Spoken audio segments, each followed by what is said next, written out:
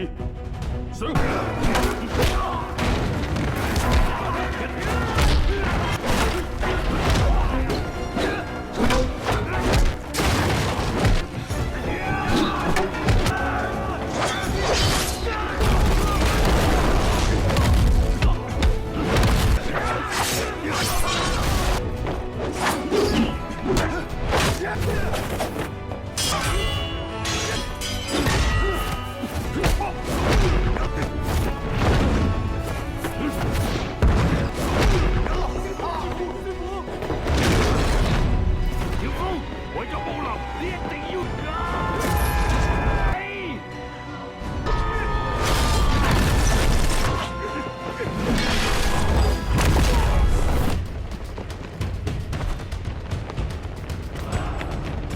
！The film opens with a poignant scene, a newborn baby, abandoned and left to fend for himself on the unforgiving streets.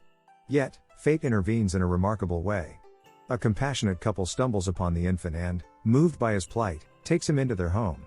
They name him Qiao Feng and raise him with unwavering love and care, even as they grapple with their own struggles against poverty.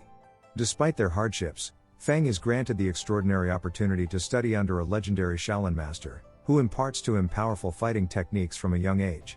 As the years pass, Feng matures into a brave and capable young man. One fateful day, a band of desperate robbers kidnaps a prince, and Feng feels compelled to act. He boldly suggests that they release the captive prince, but their leader vehemently disagrees, resulting in a violent confrontation.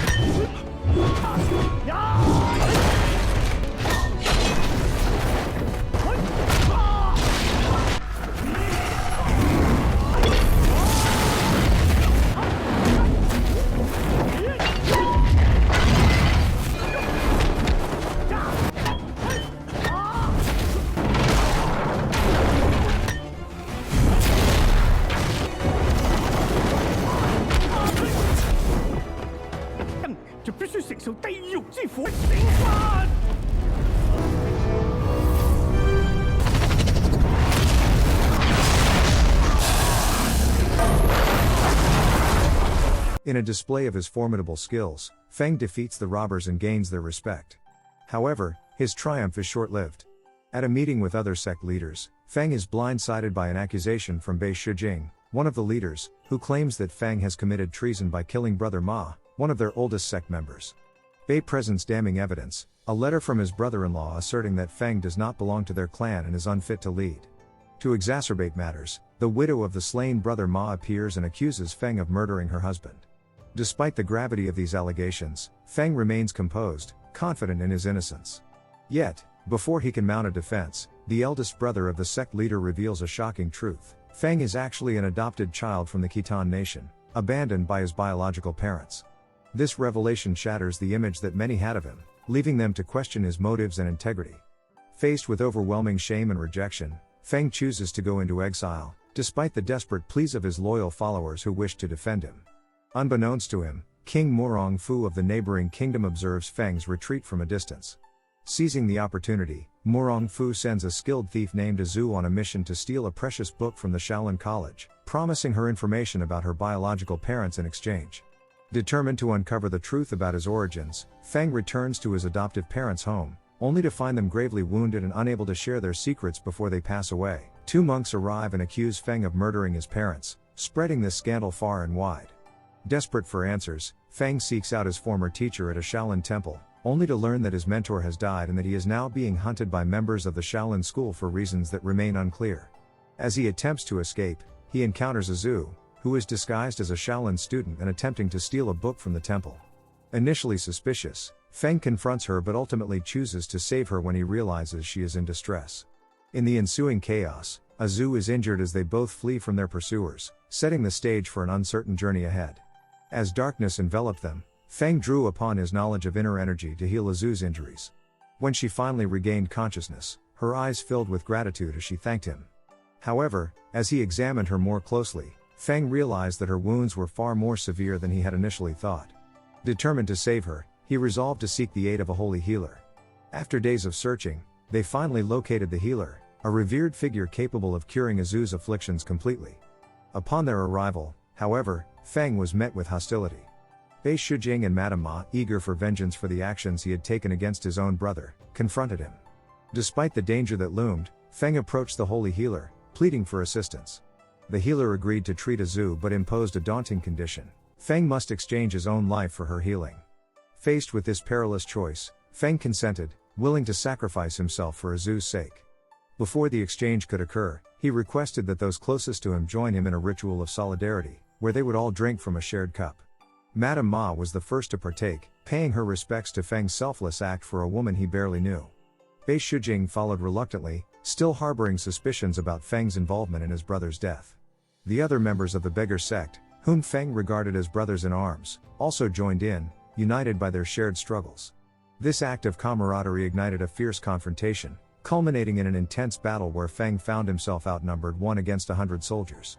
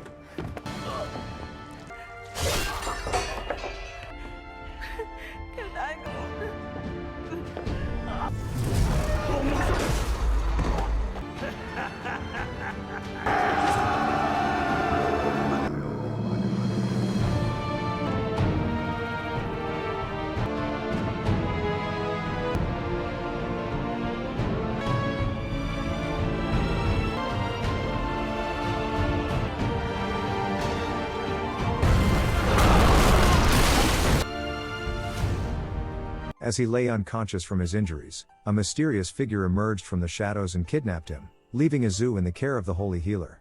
The intertwined fates of Feng and Azu hung precariously in the balance as their destinies continued to unfold. Meanwhile, Morong Fu reveled in the success of his cunning plan, pleased that he had managed to turn Feng against his own sect. In the healer's quarters, Azu recovered from her illness but felt trapped by her indebtedness to the healer for saving her life. Her heart ached with worry for Feng, who had vanished without a trace. As Feng regained consciousness, he found himself under the care of a mysterious man who refused to reveal his true identity. During one of their conversations, the man casually mentioned that Feng's parents were good people, igniting a spark of curiosity within him. Eager to uncover more about his biological parents and the connection to his past, Feng pressed the man for details. Meanwhile, Azu orchestrated a daring escape from the holy healer's domain. Disguising herself to evade detection by the guards, she cleverly tricked them into leaving their posts and slipped away unnoticed. In her fury over her situation, she plotted to silence the holy healer permanently by burning down his temple. The morning after the fire at the healer's place, Feng arrived to assess the damage, only to find it reduced to ashes. Suddenly, Morong Fu appeared before him, urging Feng to join him in a quest for power. But Feng refused, recognizing that Morong Fu harbored ill intentions. With resolve in his heart, he continued on his journey. However, his path was soon obstructed by a group of soldiers capturing innocent people to enslave them. Unable to stand idly by in the face of such injustice, Feng sprang into action. With fierce determination, he fought against the soldiers and shattered the chains binding the helpless victims, embodying the very spirit of resistance and hope amidst despair. A few moments later, Feng made the decision to return to the place where he had been abandoned as a baby. To his surprise, Azu joined him, revealing that she had been searching for him for days. Overwhelmed with gratitude at her dedication, Feng promised to assist Azu in finding her biological parents and help her live peacefully beyond the kingdom's borders. However, before embarking on that journey, he asked Azu to aid him in a plan to trap Bei Shijing and Madame Ma, who had falsely accused him of murdering Brother Ma. Without hesitation, Azu agreed, and together they began to devise their scheme. As night descended, Azu donned a disguise resembling Madame Ma in order to deceive Bei Shijing. Approaching him with feigned confidence, she informed him that their plot to tarnish Feng's reputation had been a success. To their astonishment, Bei Shijing confessed that he was merely a pawn in the schemes of Duan Zhengcheng, their future sect leader. He revealed the true motive behind the framing. The sect leaders feared that he would be crowned as their Grand Master.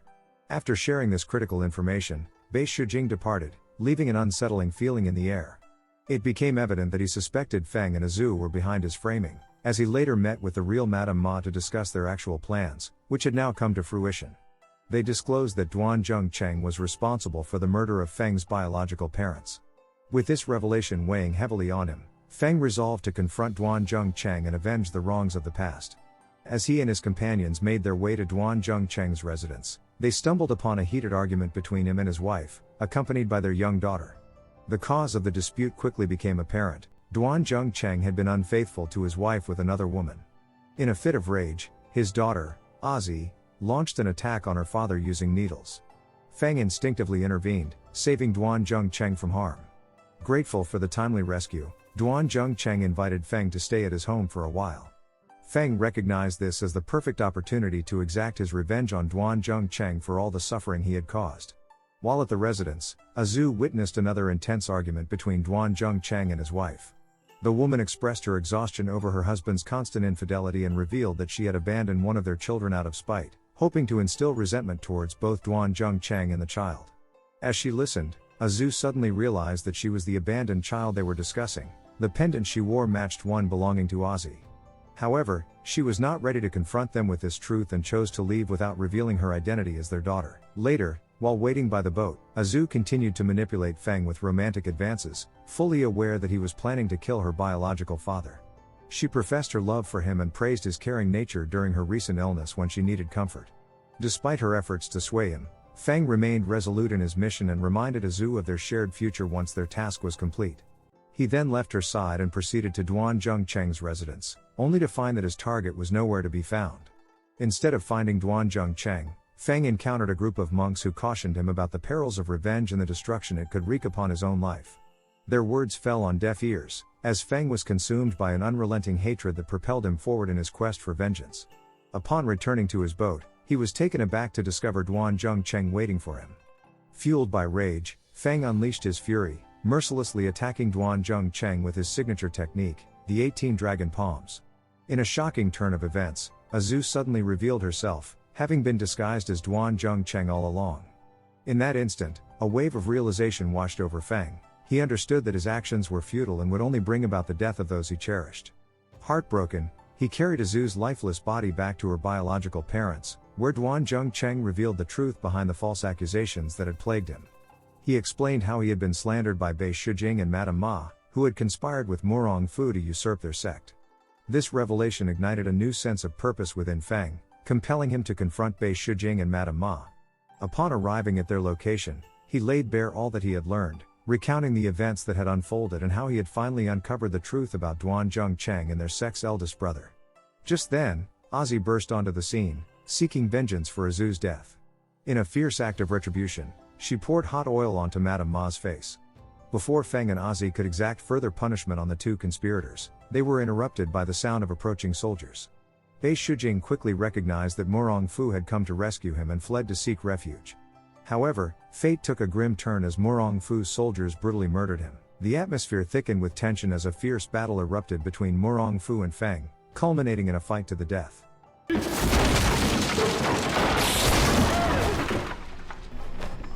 Hold on!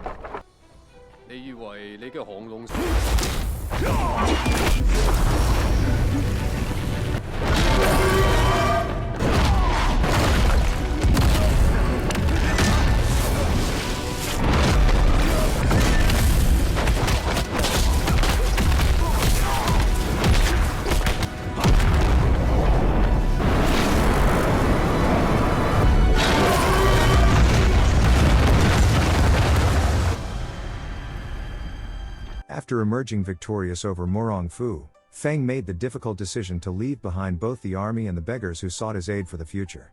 Thank you for watching. If you're new here, don't forget to subscribe for more recaps. Until next time, have a wonderful day.